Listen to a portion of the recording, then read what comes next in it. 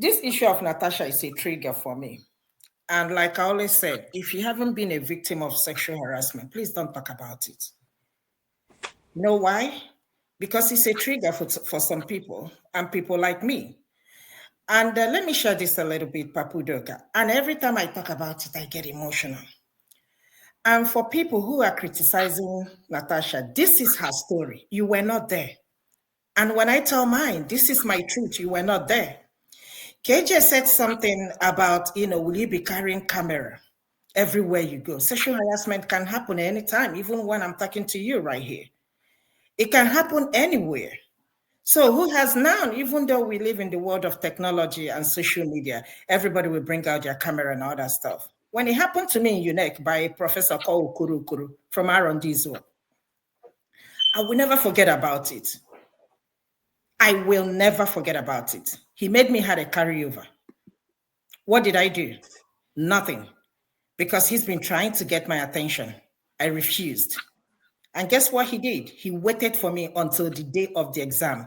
We are taking his class, Banking and Finance. I studied accounting. It's one of those classes you have to take. This man stood behind me while I was sitting with my other friends. Stood behind me, copied my reg number, copied my name. After the exam, I did not see my result, but the rest of my friends saw their results.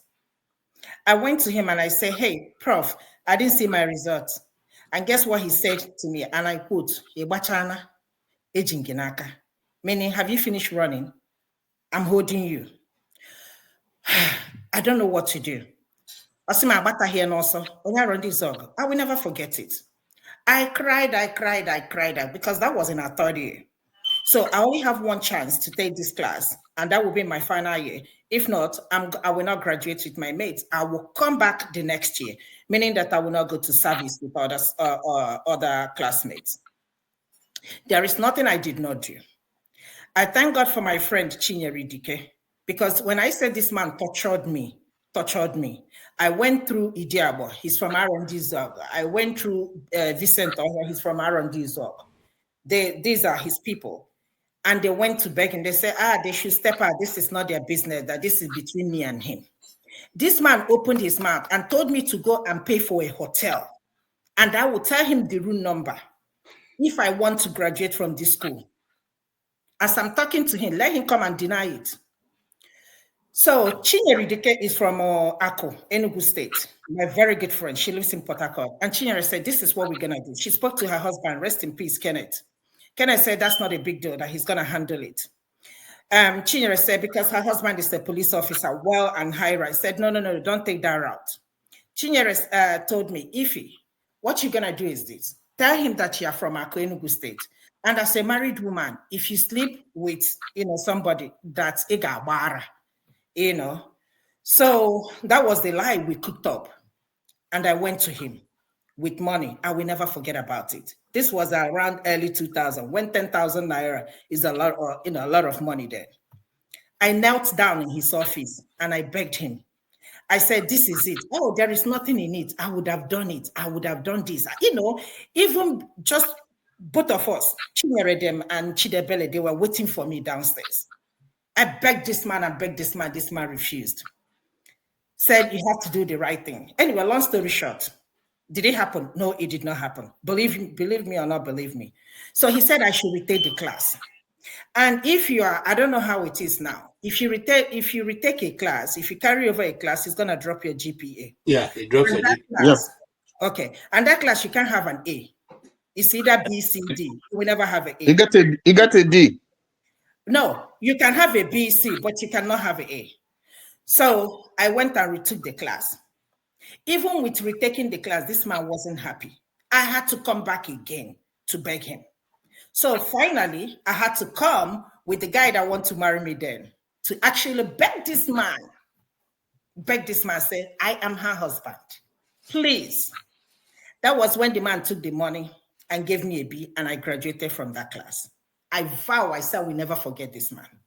2 months ago, Idiabo texted me and sent me a picture of Okoro Okoro. Guess what? I went mad. And I sent to him, I wrote him, I said, stop sending me anything about this man. You know what this man did to me. Guess what this idiot told me? Something that happened. You still have that grudge, that anger. So he never considered, he never thought about what I went through. The question remained, why did you even send me a picture of him? Why? Why? This have more than like 20 years ago. Why are you still talking to me about this man? What I'm trying to say is this. You know, people are criticizing Natasha, asking her to bring evidence. Do I have evidence? No. If I call Chidebele, she will tell you it happened. If I thought she called Chinyer or Luchi, they will tell you it all happened. Do I have evidence? I don't have no evidence.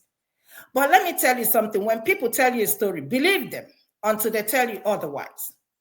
Manzopara asked, we have to forget about this. We know that this. No, I didn't say that. I said, no. Please. I didn't say that we have forgot about. I said that. No, I know. You were saying that it's disgusting to be talking about this case and other stuff. It might be disgusting in a country where there is no justice, because if Natasha and Akpabio is in this country, Akpabio will never smell any political office in his life again. I mean, his political career will be over. But let me tell you how stupid this man is. He's not intelligent. He's not smart. He's a coward and he's an idiot. And I will tell you why. If this man is smart enough or intelligent enough, and the day this woman made this statement, of course, we know the truth lies between Natasha and Akpabio. And he knows within himself that he said something like that to this woman, or he could have said, because everybody said Akpabio jokes too much, he would have come out and make a public apology and say, listen, I must have said something inappropriate, but I didn't mean it in that context. Please, if I offended you, I sincerely apologize. Trust me, nobody will be talking about this case right now. The reason why we are talking about it is because Akpabio and his colleague, the people that want to victimize, intimidate Natasha, want to show her or get her out of the Senate. That's why we are still talking about it. Now it is the federal government versus Natasha. And again, like I always say, Natasha, if you're listening to me, I did not sue you. I am not part of the federal government. Because if you're talking about federal government, you're talking about the whole of Nigeria as a country. No, I'm not among people. In fact, I am a victim also. So I want you to understand that this is just the people in power. And I feel so sad that Bola Ahmed Tinubu, the so-called president of Nigeria, can just sit down and watch this thing happen and not make a comment. This is the whole world is watching. The case, I think, is on the 3rd of June from the evidence Natasha presented. The people are watching because I don't think she's in country. I think she's somewhere in UK, and she said she will be coming in. She will be coming with her lawyers. People are watching because what they're telling her, because from the interview she made, she said 2 senators in the senators forum or Northern Senators Forum, always told her she will go to jail. She will go to jail. She will go to jail for doing what? She will go to jail because she spoke up. She will go to jail because this is not the first person accusing Akpabio of the same thing. And I'm sure it's not the second person. It's just because she is bold enough to speak up. And still, people like this woman is being terrorized, intimidated. But like she said, this injustice can never be sustained. So I'm glad that she's taking, she's very strong. She's a woman. If I tell you that she's not tired, looking at her body language, she's mentally exhausted. As a human being, she will. It's like she's fighting the whole cabal in the Nigerian government. So she's standing alone. My annoyance in all these things is not even the case. Nobody stood up for this woman, not even one person. Even the women there did not stand up for her. Even the men did not stand up for her. And you ask yourself, where are the people? I'm not even talking about Igbo people. No, I'm asking about men. These people, they have daughters. Akpabio said he has 4 daughters, 4 girls. All these senators, I'm sure they have daughters. They can be them tomorrow. They can be the victim tomorrow. Like Natasha said at the end, I want to speak up for other girls so that they will not be a victim. Even in our system, if you want to go get a job, you must sleep with somebody or sleep with your boss in order for you to get a promotion. One of our friends here from Sierra Leone called me sometime last year. He was fired. Why? Because he made a sexual statement inappropriate to another co-worker, all because of a joke. He lost his job. Just like that, he lost his job. And this is number 3 citizen in a country. And just because somebody accused you for something, you couldn't even come out to own to it. You couldn't even find a way to mediate this thing so that this will die. Instead, you want to use fear to terrorize this woman. I know she will never get any justice in Nigeria. Of course, we know that. The court has been bought. You will take a courageous judge to, support this woman, or to, vindicate this woman, or to say, okay, this is it. I don't think she's going to get any justice. But please, men, when people come out to talk about sexual harassment as a female, be kind to them. Listen to them. You have not been in that position to see what the person has gone through. Please stop it. Stop it. If you don't know, just shut up your mouth. But for people coming out to call this woman names and all sorts of stuff, it breaks my heart. It breaks my heart, because if you haven't been through that, like I was talking to my friend and she told me the same thing she went through.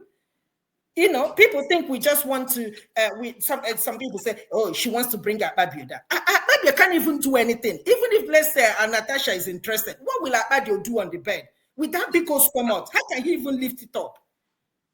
Huh? This woman, everything she said, you can listen to her and know that she's not lying. I'm not saying that Akpabio is lying. Come out and defend yourself. She said that they went to a panel and Akpabio pulled out. Why did you pull out? At the last minute, you pulled out. Akpabio has never spoken or addressed this issue. Instead, he's addressing it through other people. I'm not going to talk about Mwebwe, calling her a married 6 husband. Point of correction, out of any divorced woman, there is a divorced man. So whether she has married 10 husbands, that is not the point. She has every right to marry 20 if she wants to. But that's not what we are talking about. You are saying that you were there. You were there.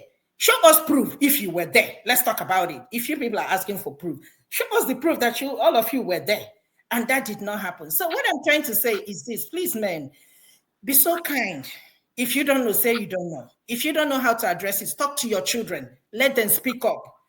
Let them not wait, because sometimes people are afraid to speak up in a society where you can never get a justice. If it's in this country where we live, all of us who live in diaspora, we can speak up, and that can be investigated. I have patients come to me. I have a patient, a guy, the other day telling me that he was sexually harassed.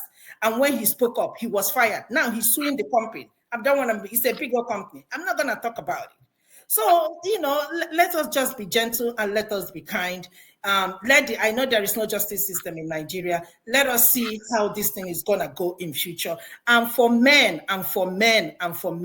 please put your 3 legs in between your legs. Control that. Most of you are married. Control that. If somebody say no, leave her alone. Don't threaten people. Your daughter might be a victim tomorrow, and your daughter might sleep with her boss in order to get promotion. How will you feel as a father? Let's be one. Let's be guided. Thank you, Papu Doka.